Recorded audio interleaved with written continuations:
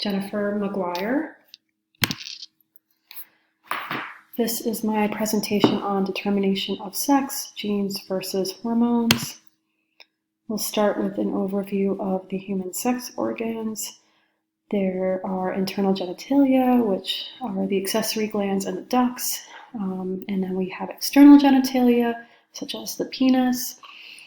Then we have the gonads, which are the organs that produce sperm or eggs. In the female, the ovaries produce eggs, and in the male, the testes produce sperm.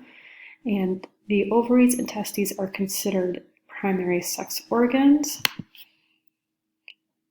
So beginning with chromosomes and genetic determination of sex, genes are segments of DNA that contain instructions for the synthesis of a protein, and chromosomes are bundles of tightly coiled DNA. So you can see here to the right an example of chromosomes and how they make up the human genome. So the human genome consists of 23 pairs of chromosomes, 22 pairs of those are autosomes, and 1 pair is sex chromosomes, which you can see here in the corner. Zygotes have 46 chromosomes, 1 pair from the mother and 1 pair from the father. The zygote, again, is the single cell product of fertilization that will eventually develop into our embryo and then our fetus. Our sex chromosomes in particular are what we're going to focus on because these do determine the sex of our fetus. So the zygote will inherit 1 sex chromosome from the mother and 1 from the father. And the sex of the baby is determined by the sperm, so the father's contribution. The egg will contain only an X chromosome, however, the sperm can contain either an X or a Y.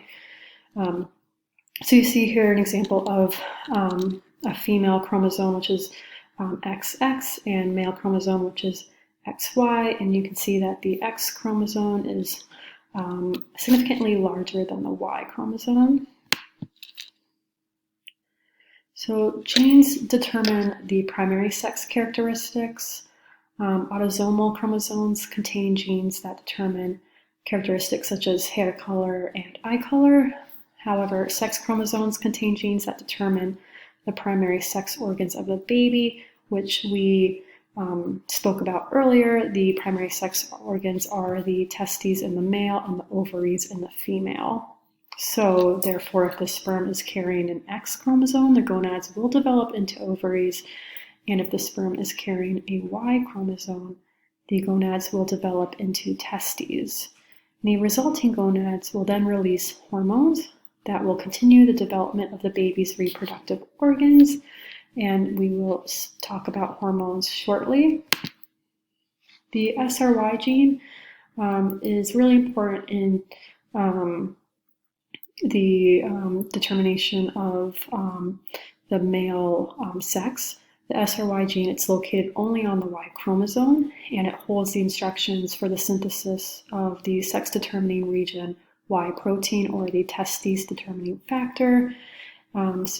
Basically, this protein is what is responsible for developing the undifferentiated gonad into testes. So in the absence of the SRY gene, that is in a zygote that is carrying XX chromosome, the gonads are going to form ovaries, and the female phenotype will develop. The presence of testes in the developing fetus will further drive the male phenotype via hormonal influence, which we will discuss next. So before we discuss hormones, I just wanted to pull up an example of male versus female secondary sex characteristics. Male secondary sex characteristics are everything other than the testes. The testes is a primary sex characteristic. So we have the penis, the vas deferens, the prostate gland, the seminal vesicle, and likewise in the female, everything but the ovaries is a secondary sex characteristic. The ovaries are a primary sex characteristic. So we have, for example, the labia majora, the labia minora, the vagina, the fallopian tubes, which I think are referred to as the oviduct here. So we discussed how chromosomes determine primary sex characteristics. Now we'll talk about how hormones determine secondary sex characteristics. We'll begin with the anti-Müllerian hormone. This hormone targets the cells of the Müllerian duct. The Müllerian duct actually is what eventually forms secondary female sex organs. So if the zygote has XY chromosomes develops into a fetus that has testes, the testes contain Sertoli cells, and the Sertoli cells will produce AMH. AMH then binds to receptors on the surface of the Müllerian duct cells and triggers cell apoptosis and causes the duct to regress. In other words, the duct does not develop. In the absence of AMH, the Müllerian duct forms secondary female sex organs such as the fallopian tubes, the uterus, and the upper vagina. I came across a study while I was researching this hormone. The study involved mice that when the male mice, when AMH was removed or blocked from the developing male mouse or the mouse with testes, that mouse developed the secondary female sex organs despite having testes, and that was because the AMH was blocked from regressing the Müllerian duct. And I thought that was a pretty interesting study. So hormonal influence is obviously just as significant as chromosomal influence. Testosterone is the second hormone that we'll talk about. Testosterone is produced by the Leydig cells of the testes and is responsible for the development of male secondary sex characteristics that begin in the fetus and extend through puberty. In the fetus, testosterone helps develop the Wolffian tract, which will eventually form the male urogenital tract.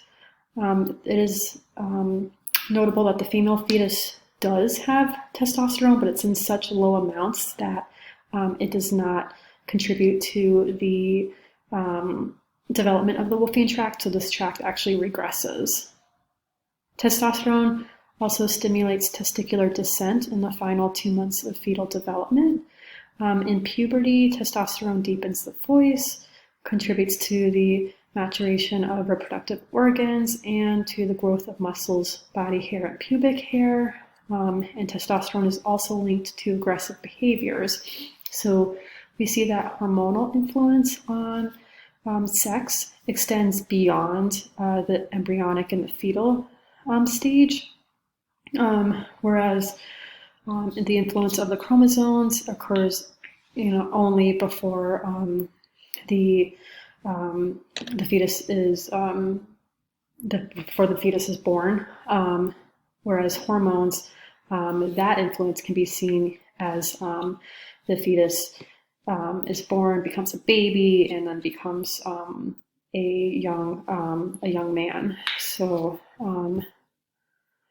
that's kind of difference between hormonal and chromosomal influence on sex. The last hormone that we'll talk about is estrogen. Estrogen is produced in the ovaries. Estrogen aids in the development of the Müllerian duct into the female secondary sex characteristics, such as the fallopian tube. Estrogen also aids in the development of breasts, hips, and body hair. And along with progesterone, estrogen regulates the female menstrual and uterine cycle. So estrogen plays a role in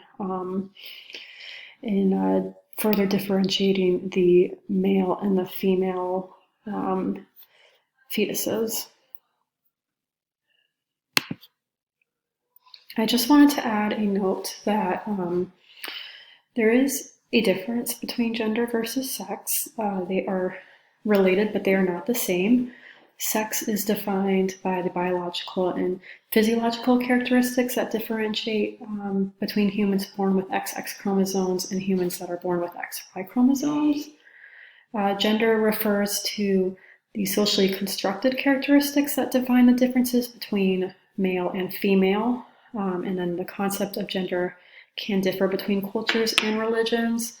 So the concept of gender can also differ from person to person. So somebody's individual gender identity may not always equate to their biological sex or to the chromosomes that they were born with. I included a picture here. This shows someone who belongs to a culture which recognizes a third gender. The Muxe of Mexico, particularly the Oaxaca region. These Zapotec people of Oaxaca recognize a third gender that is neither male or female, and it's usually a man who dresses feminine in a feminine manner, but they are recognized as neither male nor female, and this is kind of one of the few cultures that really embraces the idea of a third gender, and just thought it was really interesting that this culture made it on the Vogue magazine. So I wanted to just include that to conclude this presentation on the genetic and hormonal influences on sex determination. These are the references that I used. Thank you very much for listening to my presentation.